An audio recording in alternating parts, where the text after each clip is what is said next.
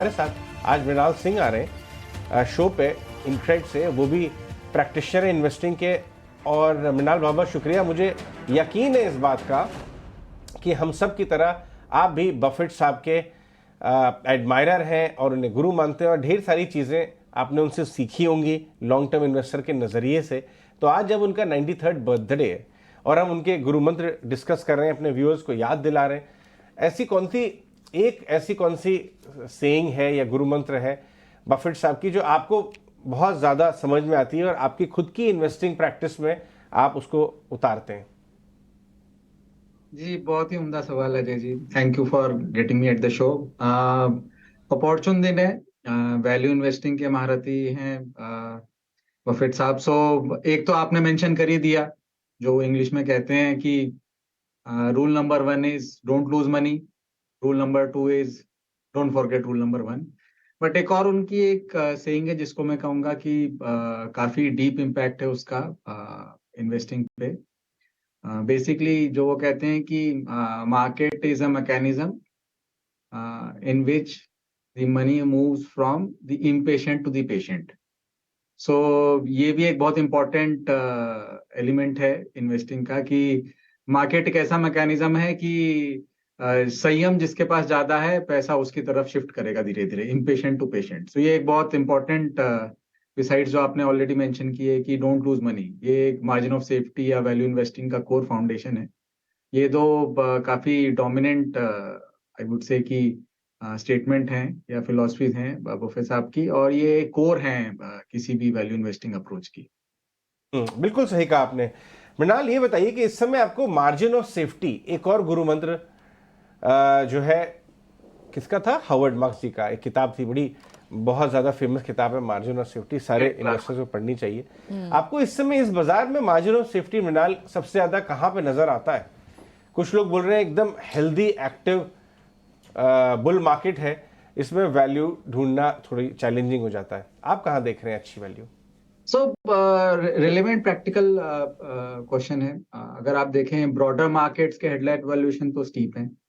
So but for few little pockets को ज्यादा margin of safety नहीं नजर आती है। जैसे कि आपने अगर अर्निंग्स देखे हो, सो अर्निंग्स में अगर हम ब्रॉडर एग्रीगेट लेवल पे बात करें तो रेवेन्यू ग्रोथ काफी अनीमिक थी, single digit, higher single digit थी। ऑल्दो प्रॉफिट ग्रोथ बहुत अच्छी थी। सिस्टम ने मार्जिन एक्सपैंड किया है नॉन बीएफएसआई कंपनीज ने, and it is largely to do with कि raw material prices have come down. So margin expansion और प्रॉफिट ग्रोथ अच्छा दिखा है। रही मार्जिन ऑफ सेफ्टी और वैल्यू की बात, तो अगर हम डीपर डाउन द लैडर जाएं मार्केट कैप में, तो कुछ इंटरेस्टिंग बिजनेसेस दिख जाते हैं, पर्टिकुलरली जिनमें प्राइसिंग वैल्यू मिसमैच अच्छा खासा है। मैं कहूंगा कि ये एक ऐसा फेज है मार्केट का, और हमने पास्ट में भी ऐसे फेज देखे हैं जहां पे आप सेक्टोरल एलोकेशन की बजाय स्टॉक स्पेसिफिक काम करें, बॉटम अप काम करें, मैनेजमेंट क्वालिटी को तवज्जो दें, वैल्यूएशन पे थोड़ा स्ट्रिक्ट पैरामीटर रखें, तो आपको आज भी स्टॉक मिल जाते हैं। लेकिन लार्जली मैंने देखा है वो छोटे मार्केट कैप टेरिटरी में है। लार्ज कैप टेरिटरी में भी कुछ कुछ रीजनेबली प्राइस मिल जाते हैं। जैसा कि मैंने कहा कि ये पेशेंस डिमांड करेगा मार्केट, इमीडिएट ग्रेटिफिकेशन कोई लार्ज एलिमेंट में नहीं आएगा। बट सबसे बड़ा एडवांटेज तो हमारे मार्केट या हमारे निवेशक को ये है कि हम आज इंडिया में बैठे हैं जहाँ पे नेक्स्ट 5 या 10 साल का ग्रोथ ट्रेजेक्ट्री बहुत रोबस्ट है, फास्टेस्ट ग्रोइंग लार्ज इकोनॉमीज में से एक है। तो लाजमी है कि बिजनेसेस और मार्केट वो रिफ्लेक्ट करेंगे, तो हमको अपने निवेशक का पैसा एक उम्दा बिजनेस में जो कि एक वेल पॉइज्ड है वो ग्रोथ को कैप्चर करने के लिए लगा है। मैं सेक्टर स्पेसिफिक जवाब नहीं दे पाऊंगा मार्जिन ऑफ सेफ्टी के लिए या वैल्यू के लिए, लेकिन अक्रॉस सेक्टर्स वैल्यू पिक्स दिख जाते हैं। अगर आप मुझसे पूछें तो पर्टिकुलरली मैन्युफैक्चरिंग में हमने अभी बहुत चीजें नहीं करी हैं। India as an economy manufacturing में लेगार्ड रही है पिछला 15 साल में। तो क्लियरली आज अगर आप अखबार भी देखें तो फाइनेंस मिनिस्टर का भी स्टेटमेंट है, private capex is finally picking up. और प्राइवेट केपेक्स का पिकअप करना एक बहुत long lasting growth trajectory create करेगा और एंटायर वैल्यू चेन में दिखेगा। सो मैन्युफैक्चरिंग क्लियरली मेरे ख्याल से एक स्पेस है। रूरल कंजम्पशन भी मैं कहूँगा बहुत बेटर प्लेस्ड है।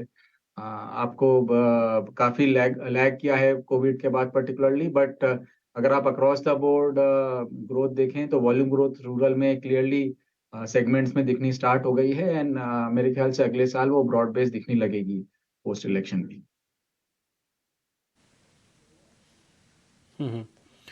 मृणाल, क्योंकि आपकी जो लिस्ट है उसमें एक हाउसिंग फाइनेंस पे भी आप काफ़ी पॉजिटिव हैं, और तो सीधा डिपेंडेंट सेक्टर है रियल एस्टेट के ऊपर।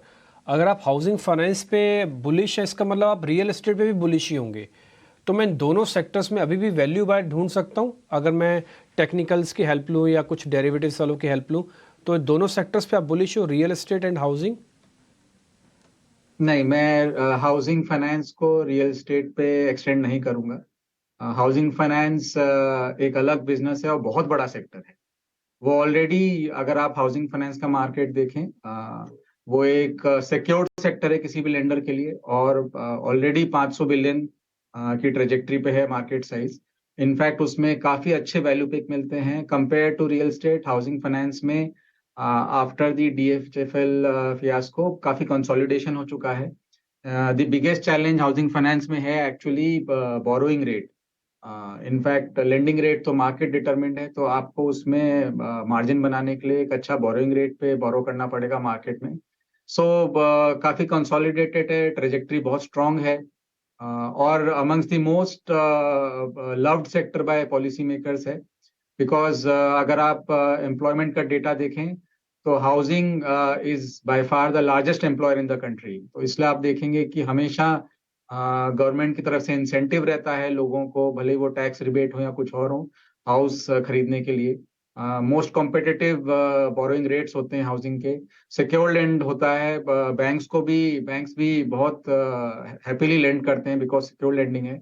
और given our income growth, given our demographic profile, housing का रनवे बहुत लंबा है। So amongst the most promising space है, जहाँ पे both consumer, policy makers and business well placed हैं।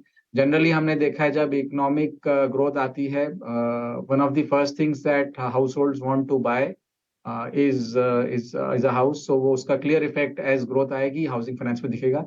इस चीज को मैं रियल एस्टेट पे डायरेक्टली नहीं एक्सटेंड करूंगा, although partially it is true, but housing finance is a better way to play income growth, economic growth, in my view, than real estate per se. All right, बिल्कुल। Mrinal, morning आपने थोड़ी देर पहले खैर rural consumption की बात तो की, और हमने संजीव पुरी जी के बयान भी सुने थे B20 से, जो उन्होंने बताए थे कि ग्रीन शूट्स कहीं ना कहीं वॉल्यूम एक्सपेंशन को भी देख के दिख रहे हैं। जो पूरी ओवरऑल जो कंजम्पशन बास्केट है, डिस्क्रिशनरी कंजम्पशन है, क्या इसमें सारी थीम्स चलेंगी? किस तरह से इसे अप्रोच करना चाहिए आगे चल के? 2 साल में इन्फ्लेशन की वजह से और इंटरेस्ट रेट्स की वजह से हमने अर्बन कंजम्पशन में काफी बिजनेसेस में काफी पिटाई देखी है।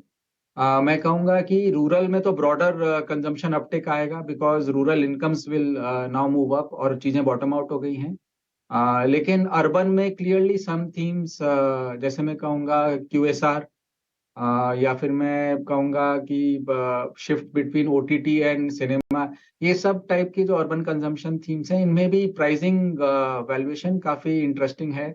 एंड व्हेन जब कंजम्पशन ट्रेंड क्लियर हो जाएंगे तो मेरे ख्याल से निवेशक लोगों का इंटरेस्ट भी आएगा। सो ये भी अर्बन में भी सिलेक्ट पॉकेट्स में, I would say urban discretionary में भी there is a long runway besides rural. पिछले 3-4 दिन से हम ये बात कर रहे हैं कि शायद अर्ली साइंस बॉटमिंग आउट के केमिकल स्टॉक्स में दिखाई दे रहे हैं। स्पेशलिटी केमिकल जो हाई मार्जिन बिजनेसेस हैं, वहाँ से लीडर्स जो है अच्छी चाल दिखा रहे हैं 3-4 दिन से, और ये 4-5 साल से हिस्सा चला ही नहीं है, क्योंकि इन्वेंट्री बढ़ गई थी, प्राइसिंग दबाव में थे, वगैरह वगैरह रीजंस की वजह से। लेकिन अब जो अर्ली साइंस आ रहे हैं, आपने उन पर नज़र डाली है क्या? आप वहां पे हाई मार्जिन वाली सेक्टर लीडर्स को देखना शुरू करेंगे? सो क्लियरली बिजनेसेस के स्पेशलिटी केमिकल्स में कुछ बिजनेसेस वर्ल्ड क्लास है इंडिया में। सो उनमें कोई डाउट ही नहीं है कि they are going to be the winners in the next 5 to 10 years। So अगर आप ब्रॉडर फैक्टर्स ऑफ प्रोडक्शन देखें, कॉस्ट, कैपिटल कॉम्बिनेशन, कैपेसिटी, वो उनके फेवर में है। तो खाली यही बचता है कि उनको किस वैल्यूएशन पे हमको अपना इंटरेस्ट दिखाना है।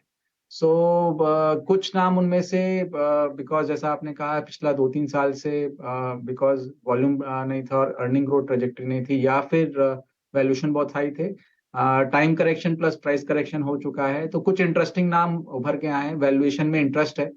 और मैं कहूँगा स्पेशलिटी केमिकल्स कोई भी लॉन्ग टर्म इन्वेस्टर इग्नोर नहीं कर पाएंगे at a price and a right valuation. Clearly वो पोर्टफोलियोज में फीचर करेगा और to some degree some weight feature कर भी रहा है पोर्टफोलियोज में। ऑलराइट, बहुत बहुत शुक्रिया मृणाल हमसे आज बात करने के लिए और अपना समय निकालने के लिए। आपसे जल्दी फिर से मुलाकात होगी। ये थे मृणाल सिंह, इनक्रेड के CIO, और बता रहे थे कि अर्ली साइंस हैं, देखना चाहिए, बट सेक्टर लीडर्स पे ही नजर रखिए और वो भी at the right price and valuation. ये बहुत ज़रूरी है। 4 साल में वैल्यूएशन नीचे आ गया है।